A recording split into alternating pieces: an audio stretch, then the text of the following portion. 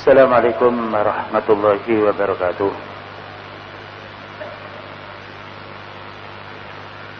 Innal hamdalillah nahmaduhu wa nasta'inuhu wa nastaghfiruh wa na'udzu billahi min shururi anfusina wa sayyiati a'malina. Man yahdihillahu fala mudilla lahu ومن يضلل فلا هادي له. أشهد أن لا إله إلا الله وحده لا شريك له وأشهد أن محمدا عبده ورسوله. قال الله تعالى: يا أيها الذين آمنوا اتقوا الله حق تقاته ولا تموتن إلا وأنتم مسلمون. وقال النبي صلى الله عليه وسلم: فإن أصدق الحديث كتاب الله وخير الهدى هدى النبي صلى الله عليه وسلم وشر الأمور محدثاتها وكل محدثة بدعة وكل بدعة ضلالة وكل ضلالة في النار. أيها الإخوة kaum muslimin, a'azzani wa a'azzakumullah. Insyaallah kita melanjutkan akidah Al-Imam Abdul Hasan Al-Asy'ari rahimahullah ta'ala, agar kita bisa membedakan Asy'ariyah yang muncul pada zaman sekarang dan juga sebelumnya, dan akidah yang sebenarnya oleh Al-Imam Abdul Hasan Al-Asy'ari rahimahullah sendiri. Bab yang akan kita bahas yaitu masalah arkanul iman, rukun iman.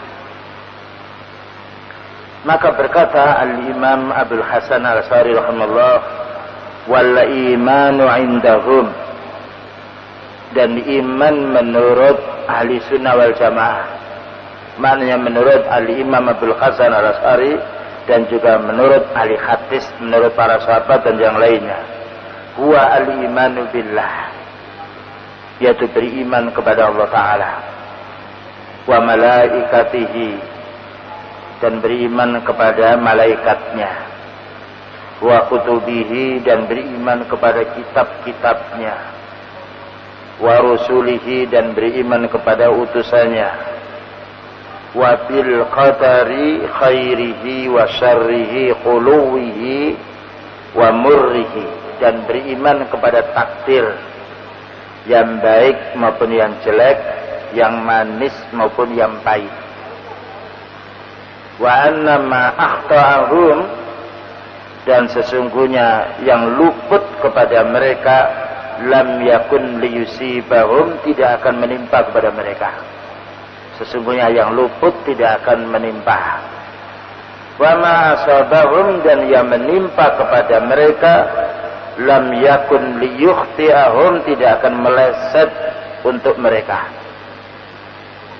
Ini diantara akidahnya Ahlussunnah wal Jamaah, yaitu makna atau definisi daripada iman, yaitu iman kepada Allah Ta'ala, iman kepada malaikatnya, iman kepada kitabnya, iman kepada rasulnya, iman kepada takdir. Cuma di sini tidak disebutkan iman pada hari akhirat, yang nanti akan dibahas sendiri oleh Imam Abdul Hasan Al-Asy'ari. Dan iman kepada takdir ini maknanya mengimani takdir untuk yang baik maupun untuk yang jelek, atau yang dirasakan manis atau yang dirasakan pahit. Dan iman ini memang perlu kita bahas, karena banyak orang yang tidak paham dengan iman. Ada kalanya orang memahami iman itu hanya di dalam hati, seperti imannya Murji'ah. Pokoknya hatinya iman, maka dia bukan kafir. Jadi kalau sudah hatinya iman, dia tidak sholat, dia berzina, dia mencuri, tidak ada masalahnya. Ini kelompok Murji'ah. Jadi ada orang yang sifatnya sekarang iman itu yang penting dalam hati. Pekerjaannya melanggar hukum Allah atau meninggalkan perintah Allah, tidak peduli. Dan iman seperti ini banyak melanda di masyarakat, termasuk iman abangan atau Islam abangan atau istilahnya Islam KTP. Yang penting KTP-nya dia Muslim, tidak peduli dia jahil, tahu atau tidak tahu di dalam urusan Islam. Maka ini tidak benar. Yang nomor dua, adakalnya iman itu hanya di dalam lisan, yaitu seperti Al-Karamiyah. Maka Al-Karamiyah berpendapat bahwa iman itu yang penting sudah bersyahadat la ilaha illallah. Maka orang yang sudah bersyahadat la ilaha illallah cukup untuk masuk dalam surga. Tidak perlu menjalankan sholat, tidak ada faedahnya sholat, tidak ada faedahnya orang itu mengerjakan yang haram maupun mengerjakan yang makruh. Dan ini adalah kelompok yang keliru pula. Dan kelompok yang dua ini juga banyak dikagumi oleh masyarakat awam atau masyarakat, boleh dikatakan masyarakat ahli bid'ah, yang penting bersyahadat kesana kemari la ilaha illallah, maka jaminan masuk di dalam surga. Kita tidak mengingkari kalimat la ilaha illallah karena itu tauhid, namun tidak menjamin orang yang mengucapkan la ilaha illallah dia pasti iman walaupun mengerjakan perkara yang lain. Maka orang yang beriman kepada Allah Ta'ala harus ada tiga macam. Ini iman yang secara sunnah, ini namanya ajza'ul iman, bagian daripada iman. Maka bagian daripada iman ada tiga. Imanul qalbi, imannya hati, yaitu al-i'tiqad, meyakini, keyakinan di dalam hati setelah kita membaca ayatnya atau membaca hadisnya. Ini namanya imanul qalbi. Yang nomor dua, harus ada imanul lisan. Maka imanul lisan adalah ikrarnya. Orang itu bersyahadat asyhadu an la ilaha illallah wa anna muhammadar rasulullah. Maka orang yang hatinya yakin, dia percaya Allah Ta'ala, percaya kepada Rasulnya sallallahu alaihi wasallam, tapi tidak mau mengucapkan lisannya, maka dia kafir. Dengan bukti bahwasanya Fir'aun itu hakikatnya dia yakin adanya Allah. Buktinya menyuruh, yaitu Haman agar membangun bangunan yang tinggi untuk melihat Allah. Demikian juga Abu Talib, maka pada dasarnya dia yakin adanya Allah Ta'ala, namun karena tidak bersyahadat asyhadu an la ilaha illallah wa anna muhammadar rasulullah, maka dia kafir. Ya. Oleh karena itu iman tidak cukup di dalam keyakinan hati, tetapi harus dilisankan oleh mulutnya atau diucapkan oleh mulutnya. Berucap saja seperti Karamiyah, mengucapkan syahadat la ilaha illallah, tapi dalam hatinya tidak beriman, maka ini munafik. Yang Allah mengatakan innal munafiqina fit darkil asfali minan nar. Sesungguhnya orang munafik itu ada di dalam neraka yang paling bawah. Padahal orang munafik itu sholat, siam, juga berinfak, juga ikut perang bersama Rasulullah sallallahu alaihi wasallam. Dikatakan kafir karena hatinya dia ingkar. Jadi yang diucapkan itu tidaklah dari timbul hati yang ikhlas, tetapi yang dikatakan itu lain dengan yang ada dalam hatinya. Maka orang tidak cukup mengucapkan kalimat la ilaha illallah, maka dituntut hatinya harus dia beriman. Dan tidak cukup orang itu meyakini di dalam hati, kemudian juga mengucapkan dengan lisan, tetapi yang nomor tiga harus mengamalkan dengan perbuatan. Wal amalu bil jawarik, dan mengamalkan dengan perbuatan. Makanya Allah Subhanahu wa taala mengatakan bahwasanya iman itu adalah amal anggota badan. Sebagaimana disebutkan di dalam ayatnya bahwasanya Allah Subhanahu wa taala yudhi'u imanakum, atau imanahum, bahwasanya Allah Taala tidak menyia-nyiakan iman mereka, maknanya salat mereka. Ya, jadi iman terbagi menjadi tiga bagian. Imannya hati, yaitu meyakini setelah kita membaca Al-Quran dan hadis. Imannya lisan, mengikrarkan dengan lisannya apa yang ia yakini. Imannya anggota badan adalah mengerjakan apa yang menjadi perintah Allah Ta'ala dan meninggalkan larangannya. Ini namanya bagian daripada iman. Ada lagi yang namanya yaitu arkanul iman. Arkanul iman, rukun-rukunnya. pondasinya. Yang mana yaitu ada 6. Beriman kepada Allah, ini yang dibahas oleh Al-Imam Abdul Hasan Al-Asy'ari rahimahullah.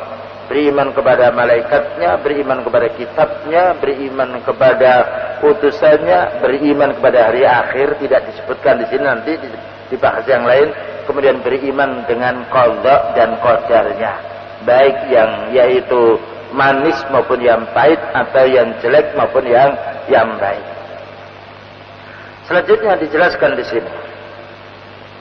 Wa qauluhu, dan juga perkataannya al-Imam Abdul Hasan Al-Asy'ari, wa anna ma akhta'ahum lam yakun liyusibahum, maka sesuatu yang meleset tidak akan menimpa kepada diri kita.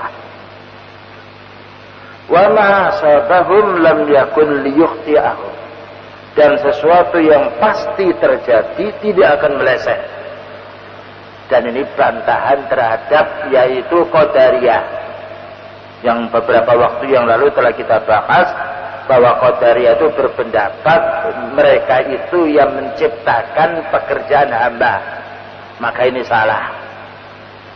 Maka seandainya orang itu bisa menciptakan pekerjaannya sendiri, tentunya tidak ada orang yang ingin kena musibah, tidak ada orang yang ingin rugi, tidak ada orang yang kena fitnah, dan tidak ada orang yang ingin dia celaka. Maka Rasulullah sallallahu alaihi wasallam membantah di dalam hadis yang diriwayatkan oleh Imam Tabrani, dan hadis ini sahih. Apa kata beliau? Wa'lam annama asabaka lam yakun liyukhti'aka, dan ketahuilah bahwasanya yang menimpa kepadamu tidak akan meleset. Ya, dan ini pegangan yang kuat. Orang apabila dia berjuang sesuai dengan Islam, sesuai dengan ketentuan Allah Ta'ala, dia yaitu kena musibah, maka dia yakin dengan hadis ini, bahwa sesuatu yang sudah ditakdirkan tidak akan meleset.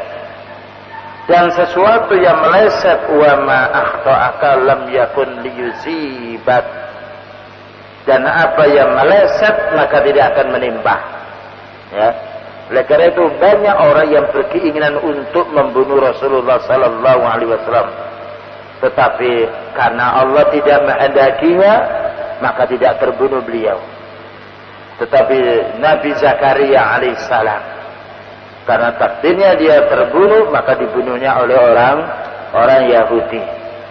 Namun perlu kita pahami bahwa takdir ini tidak akan kita ketahui kecuali setelah adanya kenyataan. Seperti malam ini kita berada di masjid, ini adalah takdir kita, takdir yang baik, karena masjid termasuk yaitu rumah yang disenangi oleh Allah, negeri atau tanah yang disenangi oleh Allah Ta'ala. Namun untuk nantinya kita tidak tahu. Makanya dengan kita tidak tahu takdir ini, Allah Subhanahu wa Ta'ala memberi kemampuan kepada kita untuk memilih yang hak dan yang batil. Oleh karena itu tahu orang bahwasanya pisau itu berbahaya, maka dia tidak menunjukkan kepada perutnya. Tahu minuman yang segar itu nikmat, maka dia minum. Tahu racun itu berbahaya, maka dia tidak minumnya. Tahu bahwasanya apabila mobil berjalan dengan cepat, mereka tidak menyeberang. Jadi takdir tidak kita ketahui, namun hendaknya kita berusaha untuk berbuat baik. Dan apabila sudah berusaha berhati-hati masih meleset, maka ini namanya takdir dari Allah Subhanahu wa Ta'ala yang harus kita terima. Karena takdir yang menimpa kepada kaum muslimin untuk menghapus dosa mereka. Dan dengan musibah ini muncul dua perkara. Pertama, muncul keputusasaan, maka dia berdosa. Karena putus asa menunjukkan dia tidak beriman dengan takdir, atau tidak berharap dengan rahmatnya Allah Ta'ala. Yang nomor dua, muncul kesabaran. Maka dengan sabar ini dia meyakini adanya takdir yang itu menghapus dosa mereka ketika kena musibah. Yang nomor dua, dengan sabarnya maka Allah Subhanahu wa Ta'ala akan menggandakan pahalanya. Wa makna dzalika, apa maksudnya hadis ini? Annal insana idza qaddarallahu lahu, sesungguhnya manusia apabila sudah ditakdirkan oleh Allah Ta'ala ayyusaba bisu'in, akan ditimpa musibah, akan ditimpa sakit, akan ditimpa bencana, falaisa minal mungkini, maka tidak mungkin ayyuhti'ahu hadha su'u, meleset penyakit atau bencana ini. Ya.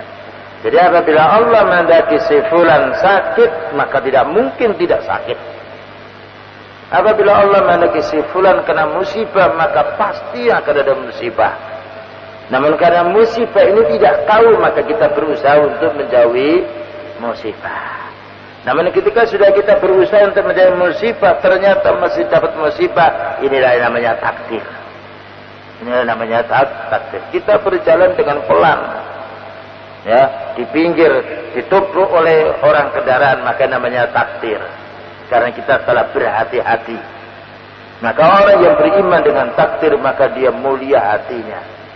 Sebagaimana Allah Subhanahu wa taala memberikan penjelasan kepada kita semuanya, yang mana orang yang beriman kepada takdir maka akan ditenangkan jiwanya. Cara musibah apapun yang menimpa sebelumnya sudah diketahui dalilnya. Balla buta yusibahu, bahkan harus tertimpa musibah apabila orang itu ada takdirnya dengan kena musibah. Wa in fa'ala ma fa'ala, sekalipun berusaha untuk membendung musibah itu tidak mungkin. Wa taharraza bima taharraza, sekalipun membuat benteng maka tidak mungkin musibah itu akan meleset apabila Allah menghendakinya. Sebagaimana contoh orang itu meninggal dunia, walaupun dibantu dengan alat apapun, kalau sudah Allah menghendaki meninggal dunia, maka harus meninggal dunia. Ini menunjukkan bahwasanya kekuasaan Allah tidak bisa dikalahkan dengan kemampuan hamba.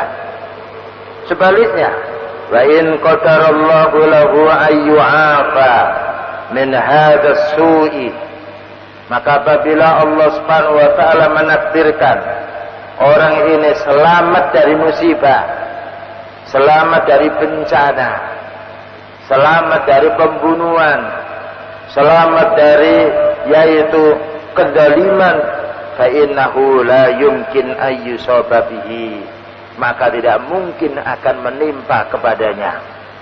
Ya, oleh karena itu kita memohon kepada Allah taala musibah yang baik, karena musibah itu sesuatu yang mengena kepada manusia. Oleh karena itu banyak orang yang dengki kepada orang yang kaya, dengki pula kepada orang yang alim. Dikira dengan hasutnya dan dengkinya itu akan menghentikan perkara, membuat hancurnya orang yang didengki atau dihasuti. Ternyata tidak berhasil, karena Allah menghendaki orang itu tetap mendapatkan suatu hidayah atau kenikmatan. Sebaliknya apabila Allah menghendaki orang itu kena hasut, ya kena hasut dia, ya, karena Allah telah menghendaki dia kena hasud. Makanya kita berlindung kepada Allah taala, wa min syarri hasidin idza hasad. Ya Allah, aku berlindung kepadamu dari hasudnya orang yang ketika dia hasud. Wa ini jitama'an nasu jami'an, sekalipun manusia semuanya bergabung ala inzalihi bihi, untuk menimpahkan musibah, lam yastati'u ila dzalika sabila, maka mereka tidak mungkin akan bisa menimpakan musibah. Jadi apabila Allah menghendaki si fulan mendapatkan petunjuk, sekalipun didatangi ribuan orang untuk dibujuk supaya tetap kembali kepada bid'ahnya atau syiriknya, tidak mungkin. Ya, karena kehendak Allah tidak bisa dikalahkan dengan kehendak hambanya. Demikian juga sebaliknya, seandainya ada si fulan dia takdirnya dia tersesat, diupayakan oleh ribuan manusia untuk bisa mengarahkan dia mendapatkan petunjuk, tidak mungkin dia akan mendapatkan petunjuk. Satu contoh yaitu pamannya Rasulullah Sallallahu Alaihi Wasallam, yang namanya Abu Talib, ya, yang mana telah Abu Talib ini berada, yaitu menolong Rasulullah Sallallahu Alaihi Wasallam bertahun-tahun, melindungi beliau dari jahatnya saudaranya yang kafir. Namun ketika mau meninggal dunia, apa kata beliau? Qul ya ammi la ilaha illallah, katakanlah wahai pamanku kalimat la ilaha illallah, kalimatan uhajju laka indallah, maka dengan kalimat itu aku akan beralasan di sisi Allah taala, namun tidak berhasil, tetap kembali kepada utuhannya atau ilahnya nenek moyang mereka. Ini satu contoh. Rasulullah SAW saja tidak mampu untuk memberi petunjuk pamannya, bagaimana memberi petunjuk yang lainnya. Namun beliau punya hak untuk menunjukkan jalan yang benar, tapi diterima atau tidaknya beliau tidak punya hak. Maka yang punya hak hanya Allah Subhanahu wa ta'ala. Dan ini konsep prinsip untuk kita sebenarnya bagi yang berdakwah. Karena kita ingin berdakwah, dakwah kita itu bisa diterima oleh orang. Nah, ingin bagaimana orang mau menerima Islam baik, maka kita berdakwah pertama harus menyampaikan din, harus menyampaikan sesuai dengan sunnah. Karena ini kewajiban kita. Dan menyampaikan sunnah orang mau menerima, alhamdulillah, itu semata-mata kehendak Allah Ta'ala, bukan dari kehendak kita. Kita hanya berkeinginan. Nah, dan apabila mereka menolak pun kita tidak berdosa, karena Allah belum menghendaki orang itu untuk mendapatkan petunjuk. Ini pentingnya kita mengimani tentang takdir khairihi wa syarrihi, khuluwihi wa murrihi. Demikian juga ya ikhwan, tadi telah dijelaskan definisi makna iman.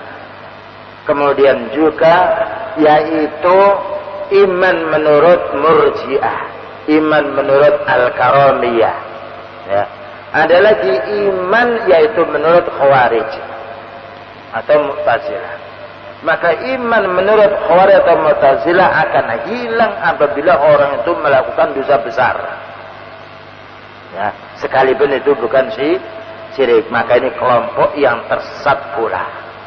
Maka telah dikatakan sebelumnya oleh Al-Imam Abdul Hasan Al-Asy'ari rahimahullah ta'ala, bahwasanya al-imanu la yazul, iman itu tidak akan lenyap dengan mereka melakukan dosa besar, sebagaimana kemarin telah kita bahas. Wala yakfuruna ahadan min ahlil kiblati bidzanbin yartakibuhu. Ahli sunnah wal jamaah tidak mengkafirkan, tidak mengatakan keluarnya iman orang yang sudah bersyahadat disebabkan dengan amal jahatnya atau perbuatan dosa besarnya. Sekalipun itu perbuatan dosa besar selagi dia tidak menghalalkannya. Ya. Kemudian juga perlu dibahas pula yaitu tentang syu'abul iman. Ya. Syu'abul iman. Ada juga aslul iman. Aslul iman itu orang mengucapkan asyhadu an la ilaha illallah wa anna muhammadar rasulullah, itu asal iman. Ya. Artinya asal ini tidak akan hilang kecuali apabila ada penyebab yang menghilangkannya. Jadi orang bersyahadat asyhadu an la ilaha illallah wa anna muhammadar rasulullah, ini adalah pokoknya. Namun iman itu nantinya akan berkembang. Jadi pokok ini akan berkembang dengan tambahnya taat, dan juga akan berkurang perkembangan iman seorang ini dengan timbulnya maksiat dari mereka. Oleh karena itu ada aslul iman, asalnya iman, dan ada arkanul iman. Ya, arkanul iman adalah rukun iman yang 6. Dan ada lagi ajzaul iman, bagian daripada iman. Bagian daripada iman itu imannya hati, imannya lisan, dan imannya anggota badan. Dan ada lagi syu'abul iman, cabangnya iman. Nah, jadi cabang iman. Jadi asalnya iman itu pokoknya diibaratkan yaitu pohon. Ini asalnya asyhadu an la ilaha illallah wa anna muhammadar rasulullah. Dan nanti ada rukun-rukunnya, yaitu ada 6. Diibaratkan bangunan, ada tiang-tiangnya. Dan nanti itu ada cabang-cabangnya, diibaratkan nanti ada jendela atau yang lainnya. Jadi iman bukan merupakan keyakinan dalam hati, tetapi juga berupa bukti amalan. Maka Rasulullah sallallahu alaihi wasallam menjelaskan al-imanu bid'un wa sittuna syu'bah atau bid'un wa sab'una syu'bah. Maka iman itu ada 70 lebih atau 60 lebih cabang. Yang mana a'laha, paling tingginya adalah la ilaha illallah. Dan juga wa adnaha, paling rendahnya dari nomor satunya la ilaha illallah, paling rendahnya adalah imatatul adza 'anit thariq, yaitu menyingkirkan bahaya yang ada di pinggir jalan atau gangguan yang ada di tengah jalan. Baik. Syu'abul iman ini banyak sekali. Di antaranya Rasulullah sallallahu alaihi wasallam bersabda, "Man kana yu'minu billahi wal yawmil akhir falyukrim dhaifah." Ya. Maka barang siapa yang beriman kepada Allah dan hari akhir, maka muliakan tamunya. Ini menunjukkan iman ada pekerjaan. Iman itu wujud perbuatan. Ya. Siapa yang beriman kepada Allah dan hari akhir, disebut iman kepada Allah Ta'ala karena pangkalnya, disebut beriman kepada hari akhir karena itu imbalannya. Barang siapa yang beriman kepada Allah Ta'ala dan beriman hari pembalasan, maka dia memuliakan tamunya. Jadi memuliakan tamu bagian daripada iman. Juga itu imannya anggota badan. Demikian juga Rasulullah sallallahu alaihi wasallam bersabda, "Man kana yu'minu billahi wal yawmil akhir falyukrim jarah." Barang siapa yang beriman kepada Allah dan hari akhir, maka muliakan tetangganya. Jadi jangan dikira bahwa iman itu hanya ucapan asyhadu an la ilaha illallah atau beriman kepada Allah Ta'ala. Jadi iman itu cabangnya banyak. Asalnya tadi iman syahadat, kemudian ada cabang dan ranting-rantingnya. Di antaranya orang itu dia memuliakan tetangganya, termasuk bagian daripada iman. Ini menunjukkan pekerjaan adalah bagian daripada iman. Maka orang beriman tidak beramal, maka dia tidaklah beriman. Karena Rasulullah SAW mensifati, yaitu iman itu juga dengan pekerjaan. Ada lagi mensifati iman dengan lisan. Maka Rasulullah sallallahu alaihi wasallam bersabda, "Man kana yu'minu billahi wal yawmil akhir falyakul khairan aw liyasmut." Barang siapa yang beriman kepada Allah dan hari akhir, bicara yang baik atau diam. Maka ini cabang daripada iman. Artinya orang yang beriman tidak cukup bersyahadat asyhadu an la ilaha illallah wa anna muhammadar rasulullah, tetapi hendaknya mengamalkan apa yang diperintahkan oleh Allah Ta'ala dan juga meninggalkan apa yang dilarang oleh Allah Ta'ala. Demikian juga orang yang berbuat zina, mencuri, maka berkurang imannya. Apa katanya Rasulullah sallallahu alaihi wasallam?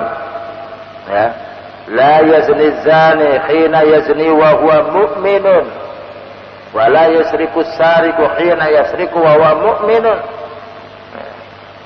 Tidaklah orang itu akan berbuat zina ketika dia mau zina ketika ada imannya. Dan tidaklah orang itu akan mencuri ketika dia mau mencuri kalau ada imannya. Ini menunjukkan iman harus meninggalkan perkara yang diharamkan oleh Allah Ta'ala. Jadi bukan gampang memanahi definisi iman. Jadi iman butuh ilmu. Butuh ilmu. Karena iman meyakini, mengimani. Kalau kita tidak punya ilmu, apa yang mau kita imani? Apa yang kita meyakini? Jadi pokoknya iman adalah ilmu. Oleh karena itu ayat yang pertama kali turun kepada Rasulullah SAW ayat tentang al-ilmu. Demikian juga Allah Subhanahu wa taala menggandingkan iman dengan amal saleh disebabkan karena sebelumnya adalah ilmu. Sebagaimana perkataan Al-Imam Bukhari, al-ilmu qabla al-qawli wal amal. Maka ilmu itu harus didahulukan, harus dicari sebelumnya, sebelum orang itu berbicara dan beramal. Ini pentingnya apabila kita ingin menjadi orang yang bertambah imannya, maka kita hanya menuntut ilmu. Nah, jadi cabang iman ini banyak sekali. Ada kalanya melaksanakan yang wajib dan ada kalanya melaksanakan yang sunnah. Nah, dan ada kalanya meninggalkan yang haram dan ada kalanya meninggalkan yang makruh. Maka ini bagian daripada cabang iman. Maka orang mukmin adalah orang yang berilmu. Orang mukmin adalah orang yang mengimani ilmu Allah Ta'ala dan hadis Rasulullah sallallahu alaihi wasallam. Orang yang mukmin adalah orang yang meyakini setelah mengilmui dari Al-Quran dan Sunnah. Orang mukmin adalah orang yang mengamalkan yang wajib dan yang sunnah, meninggalkan yang haram dan juga yang makruh. Ini adalah makna daripada cabang iman itu sendiri, agar kita bisa memahami dengan baik. Kemudian berikutnya, setelah kita paham tentang arkanul iman, sekarang arkanul Islam. Wal Islamu huwa an yashhada an la ilaha illallah wa anna Muhammadar Rasulullah. Sesungguhnya Islam itu apabila orang itu bersyahadat la ilaha illallah wa anna Muhammadar Rasulullah ala ma jaa fil hadis, sesuai yang ada di dalam hadis. Jadi untuk menentukan si fulan muslim apabila dia bersyahadat asyhadu an la ilaha illallah wa anna Muhammadar Rasulullah. Oleh karena itu Yahudi bukan orang muslim, bukan orang mukmin dia. Karena orang mukmin harus beriman kepada utusan Allah Ta'ala. Mengimani satu utusan harus semua utusan diimani. Mengingkari satu utusan, mengingkari semuanya. Ya, mengingkari semuanya. Oleh karena itu di sini dijelaskan orang itu dikatakan muslim apabila bersyahadat asyhadu an la ilaha illallah wa anna Muhammadar Rasulullah. Dan bedanya Islam dengan iman. Maka iman adalah pekerjaan hati yang banyak menjurus kepada hati. Sedangkan Islam banyak pekerjaan secara zahir. Namun apabila disebut Islam saja mengandung makna iman. Karena pekerjaan salat, pekerjaan syahadat tidak diterima apabila hatinya tidak iman. Ya. Jadi apabila disebut Islam berarti harus iman. Apabila disebut iman saja berarti harus Islam. Apabila disebut dua-duanya iman dan Islam, sebagaimana pertanyaannya malaikat Jibril kepada Rasulullah sallallahu alaihi wasallam, mal imanu mal Islam. Maka yang dimaksudkan iman adalah pekerjaan hati, yang dimaksudkan Islam adalah pekerjaan zahir. Lalu dijelaskan di sini. Tadammanat hadhil kalimatul azima nafyan wa isbatan, fanafat al-uluhiyata an kulli ma siwallahi biqaulihi la ilaha, wa asbatat al-uluhiyata lillahi wahdahu biqaulika illallah. Maka makna syahadat la ilaha illallah yang harus kita pahami ya, mengandung dua pokok ya, yang sangat besar.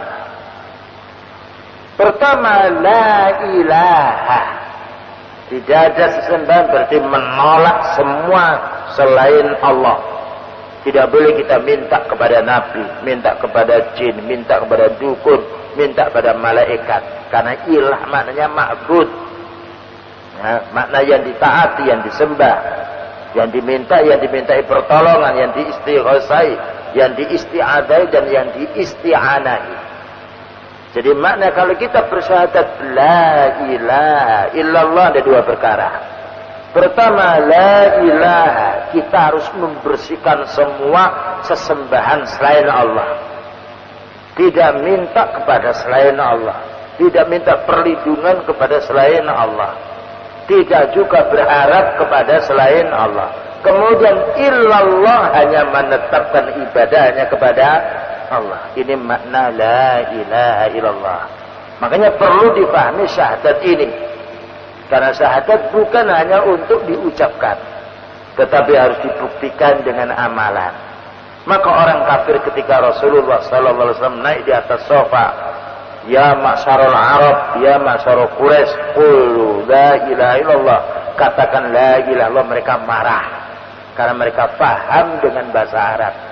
Karena mereka mengerti makna la ilaha illallah, berarti menurut pemahaman mereka yang benar bahwa mereka harus meninggalkan kuburan Lata, tidak boleh minta kuburan Uzza, tidak boleh berziarah kepada kuburan Manat dan juga yang lainnya. Jadi semua harus dibersihkan, tidak boleh minta kepada sihir, patung, ke paranormal, dukun, tidak boleh. Ini pemahaman mereka.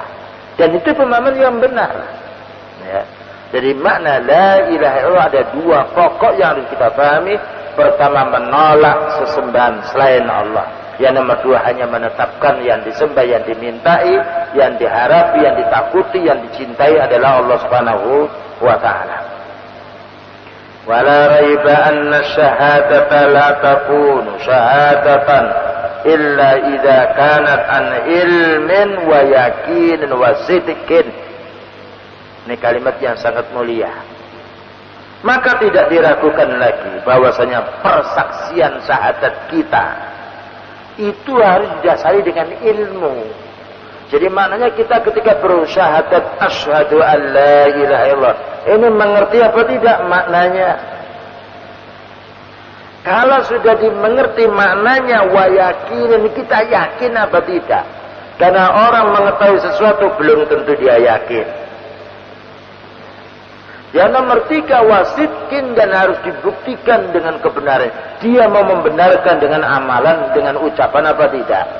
Ya, jadi kita tidak hanya cukup asyhadu an la ilaha illallah. Makanya apabila ada orang kafir, orang Nasrani, orang Yahudi, orang Buddha mau masuk Islam, itu harus di-training dulu. Ya, rasanya di-training atau diberi pelajaran dulu, dimengertikan dulu. Kalau mengucapkannya gampang, la ilaha illallah. Ya.